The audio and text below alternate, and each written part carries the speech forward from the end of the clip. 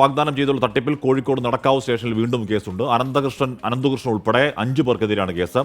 Entrepreneurship development society എന്ന സ്ഥാപനത്തിന്റെ പ്രസിഡന്റാണ് പരാതിക്കാരി. ദീപക് തർമ്മട വിവരങ്ങളുമായി കോഴിക്കോട്. Deepak, good morning. എന്താണ് കോഴിക്കോട്ടെ പരാതിയുടെ വിശദാംശങ്ങൾ? കൂടുതൽ പരാതികൾ കോഴിക്കോട്ടും ഉണ്ടാവാനിടയില്ലേ? ആഷ്മി പറഞ്ഞതുപോലെ തന്നെയാണ് കോഴിക്കോടും പരാതികളുടെ പ്രളയം വന്നുകൊണ്ടിരിക്കുന്നു. മാത്രവുമല്ല, ഇന്ന് ഇപ്പോൾ രജിസ്റ്റർ ചെയ്ത കേസ് 2,16,40,50,000 രൂപയുടെ തട്ടിപ്പാണ്. 421 പേരെയാണ് വഞ്ചിച്ചത്. അത് ആഷ്മി പറഞ്ഞതുപോലെ ഇന്റർപ്രണർ ഡെവലപ്മെന്റ് സൊസൈറ്റി എന്ന NGOയുടെ പേരിലാണ്. അതുപോലെ ഇന്നലെ മറ്റൊരു NGO, ബിലാത്തിക്കുളത്തെ ഒരു NGOന്റെ പേരിലും തട്ടിപ്പ് നടന്നു എന്ന് പറഞ്ഞ പരാതി, അതിൽ FIR രജിസ്റ്റർ ചെയ്തിരിക്കുന്നു. ഏതായാലും ഈ അടിമുടി തട്ടിപ്പാണ് ഈ സംവിധാനം എന്നുള്ളതാണ് ഓരോ പരാതികളിലും FIR ഇടുമ്പോൾ മനസ്സിലാവുന്നത്.